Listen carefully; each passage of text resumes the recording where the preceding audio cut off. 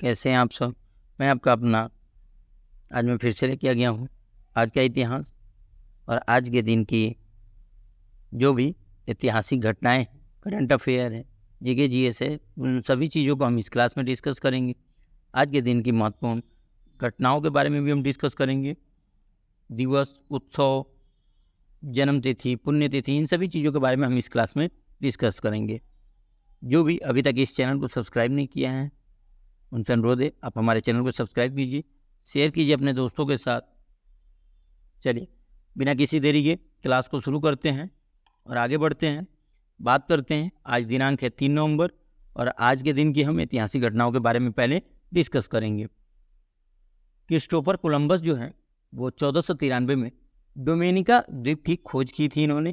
किसकी? डोमिनिका द्वीप की इन्होंने खोज की थी क्रिस्टोफर कोलंबस ने। बात करें, इंग्लैंड और फ्रांस ने 1655 में सैन्य और आर्थिक समझौतों पर हस्ताक्षर किए थे। कौन कौन से देश थे? इंग्लैंड और फ्रांस। ये 1655 में सैन्य और आर्थिक समझौतों पर हस्ताक्षर किए थे। वही बात करें ब्रिटेन और स्पेन की, तो बीच में 1762 में पेरिस की संधि पर इन्होंने हस्ताक्षर किया था और संधि किया था जिसको हम पेरिस की संधि बोलते हैं।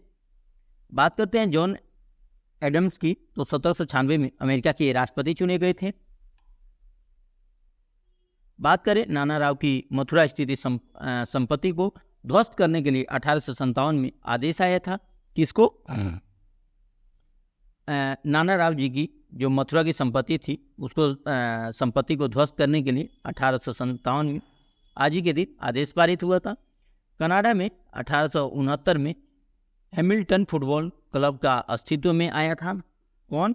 हैमिल्टन फुटबॉल जो है ये क्लब जो है वो अस्तित्व में आया था। बात करें पनामा को, 1903 में कोलंबिया से आज़ादी मिली थी। असम हिंदी प्रचार समिति नामक एक संस्था 1938 में कायम हुई थी। कौन सी संस्था? असम हिंदी प्रचार समिति नाम की एक संस्था थी वो। वही बात करें भारत के तत्कालीन प्रधानमंत्री जवाहरलाल नेहरू ने 1948 में संयुक्त राष्ट्र महासभा में अपना पहला भाषण दिया था। कौन दिया था?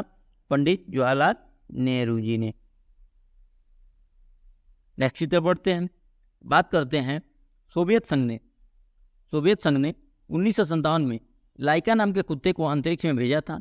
वह पहला कुत्ता जानवर था जिसने अंतरिक्ष यान में सवार होकर आसमान पहुंचा और पृथ्वी के चक्कर लगाए।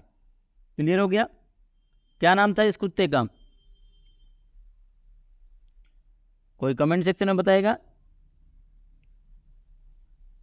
लाइका नाम के कुत्ते का क्या नाम था? लाइका।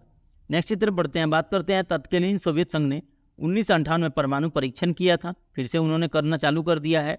अभी जो ये खाड़ी देशों में जो मैटर चल रहा है इराक के साथ, फिलिस्तीन के साथ, उसमें सोवियत संघ जो है रसिया जो है वो परमाणु परीक्षण चालू कर दिया है। बात करते हैं चीन के हमले के मद्देनजर भारत में 1962 में गोल्ड बॉन्ड स्कीम की घोषणा की गई थी। किसकी? गोल्ड बॉन्ड स्कीम की घोषणा की गई थी। बात करते हैं भारत में 1984 में हुए सिख विरोधी दंगों में 3000 से ज़्यादा लोग मारे गए थे। कितने लोग? 3000 से ज़्यादा लोग मारे गए थे। बात करते हैं वायुसेना ने 1988 में आगरा के एक पैराशूट बटालियन समूह को कैप्चर लिया था। G15 समूह का 7वां शिखर सम्मेलन 1997 में कुलालंपुर में प्रारंभ हुआ था। भारत सरकार द्वारा सन 2000 में डायरेक्ट टू होम प्रसारण सेवा समिति के लिए शुरू किया गया था। बात करें अमेरिका ने सन 2001 में लश्कर-ए-जैश-ए-मोहम्मद पर प्रतिबंध लगा दिया था। वही बात करें अगर नखुम पाथोन की बैठक में लिट्टे ने 2002 में राजनीति की मुख्य धारा में शामिल होने की इच्छा को व्यक्त किया था इन्होंने। क्या नाम था इनका? लखोम पाथोन। नेक्स्ट चित्र पढ़ते हैं। बात करते हैं पाकिस्तान और चीन के बीच सन 2003 में बीजिंग में 8 समझौते पर हस्ताक्षर हुए थे। अमेरिका के राष्ट्रपति जॉर्ज बुश 3 बार नवंबर 2004 को दूसरी बार अमेरिका के राष्ट्रपति चुने गए थे। पाकिस्तान पीपुल्स पार्टी की प्रमुख बेनजीर भुट्टो को 2007 में उनके घर पर नजरबंद कर दिया गया था। बात करें यूनियन बैंक ऑफ इंडिया ने 2008 में अपनी पहली उधारी दरों में 0.5% की कमी की थी। वही बात करते हैं अगर फ्रांस के कैंस में 2011 में G20 शिखर सम्मेलन शुरू हुआ, जिसमें यूरोप जन ऋण संकट पर चर्चा की गई थी।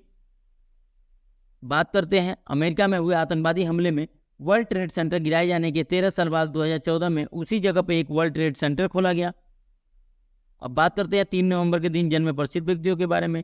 तो आमेर का वीर और समुद्र बहुत ही कुटीरज्ञ राजा सवाई जय सिंह का जन्म 1688 में आज ही के दिन हुआ था। सवाई मान सिंह आपको पता ही है, ये कहाँ के राजा थे? आमेर का वीर, राजस्थान में। बात करते हैं मुंबई में पृथ्वी थिएटर स्थापित करने वाले हिंदी फिल्म और रंगमंच अभिनय के इतिहास महापुरुष पृथ्वीराज कपूर का जन्म 1906 में आज ही के दिन हुआ था। अब बात करते हैं स्वतंत्रता सेनानी और महिला अधिकारियों की पैरवी करने वाले अन्नपूर्ण महाराणा का 1917 में आज ही के दिन जन्म हुआ था।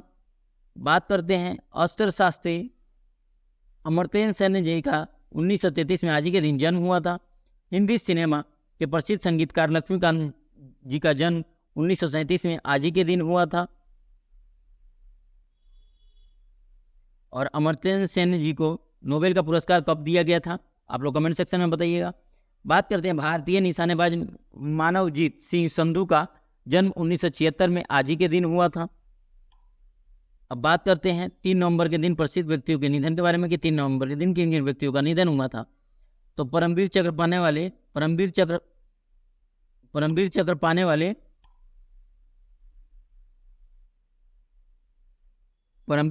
वाले भारतीय शहीद सोमनाथ शर्मा का निधन 1947 में आज ही के दिन हुआ था।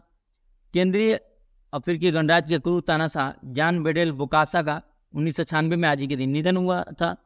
बात कर प्रसिद्ध लोक गायिका रेशमा का निधन 2013 में आज ही के दिन हुआ था। ये इम्पोर्टेंट है।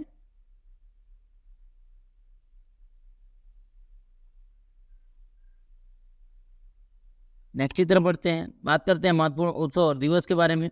तो आज जो है पनामा पृथक दिवस है। क्या है? पनामा पृथक दिवस है। कोई कमेंट सेक्शन में बता सकता है कि इनका इतिहास क्या है? शॉर्ट में बता दो कोई।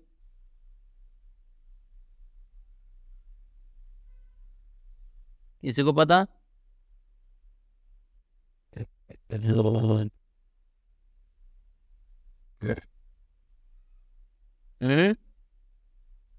किसी को नहीं पता? चलिए मैं आपको बताता हूँ।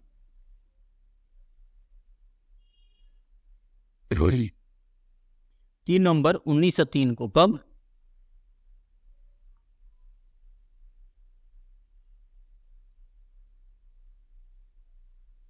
1903 में।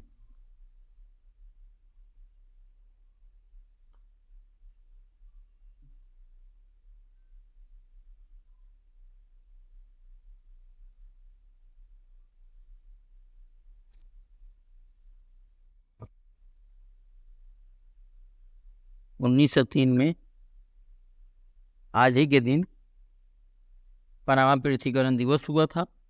और पनामा गणराज्य की स्थापना के बाद कोलंबिया से पनामा के अलग होने को औपचारिक रूप दिया गया था आज ही के दिन। अब बात करते हैं कि 1821 में स्पेन से पनामा की स्वतंत्रता के बाद पनामा के एक साथ स्पेन से स्वतंत्रता की घोषणा की थी और पनामा के स्वतंत्र अधिनियम के माध्यम से खुद को ग्रेक कोलंबिया के संघ में शामिल कर लिया गया था। बोगोटा में सरकार से दूर होने और गैर कोलंबिया के बाकी हिस्सों में व्यवहारिक कल्चर कनेक्शन की कमी के कारण पनामा हमेशा दक्षिण में देश में बाकी हिस्सों से कमजोर रूप से जुड़ा हुआ था। 1841 में टॉमस डी हेरेरा के तहत एक अल्पकालिक स्वतंत्र गणराज्य की स्थापना की गई थी। 13 महीनों की आज़ादी के बाद कोलंबिया में फिर से शामिल होने के बाद यह एक ऐसा प्रांत बन रहा था जिसने लगातार विद्रोही भड़काना देखा था। विशेष रूप से 1885 का पनामा संकट, जिसमें संयुक्त राज्य अमेरिका की नौसेना का हस्तक्षेप और चिली नौसेना की प्रतिक्रिया देखी गई थी। बात करें पनामा नहर के निर्माण के दौरान फ्रांस द्वारा इसमें के पार समुद्र स्तरीय नहर बनाने की शुरुआत प्रयासों को कोलंबिया के साथ साथ संधि को माध्यम से अधिक सुरक्षित किया था। हालांकि फ्रांसीसी लागत में वृद्धि और पनामा घोटालों में भ्रष्टाचार के कारण नहर को 1 दशक के लिए छोड़ दिया गया था। बीच के वर्षों के दौरान स्थानीय अलगाववादियों ने कोलंबिया से राजनीतिक अलगाव और एक स्वतंत्र गणराज्य की स्थापना के लिए आंदोलन करने के लिए 1000 दिनों से युद्ध की राजनीतिक अस्थिरता का इस्तेमाल किया। तब संयुक्त राज्य अमेरिका ने नहर परियोजना को अपने हाथ में लेने की मांग की तो कोलंबिया की सरकार के साथ काम करना मुश्किल हो गया और फ्रांसीसी फाइनेंसर फिलिप जीन बुनो वरीला के सहयोग से पनामा ने एक साथ कोलंबिया से स्वतंत्रता की घोषणा की और अमेरिका को अनुदान देने वाली एक संधि पर बातचीत की। नहर बनाने का अधिकार संयुक्त राज्य अमेरिका नवजात गणतंत्र की स्वतंत्रता को मान्यता देने वाला पहला देश था जिसने नए गणराज्य के अपने दिनों के दौरान कोलंबिया के क्षेत्र में एक दोबारा कब्जा करने से रोकने के लिए अमेरिकी नौसेना भेजी थी। गणतंत्र की रक्षा करने और नहर के निर्माण में अपनी भूमिका के बदले में अमेरिका को नहर के आसपास की भूमि पर एक अस्थायी पट्टी दिया गया था जिसने पनामा नहर क्षेत्र में रूप से जाना जाता था, जिससे बाद में परिजोस की शर्तों के तहत पनामा को वापस कर दिया गया था। कार्टर संधि के द्वारा संयुक्त राज्य अमेरिका के बाद कई अन्य देशों ने जल्द ही स्वतंत्रता गणराज्य को मान्यता दे दी थी। हालांकि कोलंबिया ने 1909 तक ऐसे करने से इनकार कर दिया था क्योंकि उसे आज़ादी के समय अपने हिस्से के कर्ज को कवर करने के लिए पनामा में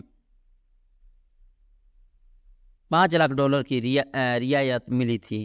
क्लियर हो गया आप सभी को? कोई डाउट तो नहीं है? बस आज के लिए हम इतना ही रखते हैं, फिर मिलेंगे हम नेक्स्ट किसी वीडियो में। क्लास को एंड करने से पहले जो भी इस चैनल पर नए हैं, इन्होंने अभी तक इस चैनल को सब्सक्राइब नहीं किया है, उनसे अनुरोध है आप हमारे चैनल को सब्सक्राइब कीजिए, शेयर कीजिए अपने दोस्तों के साथ। Tata bye bye.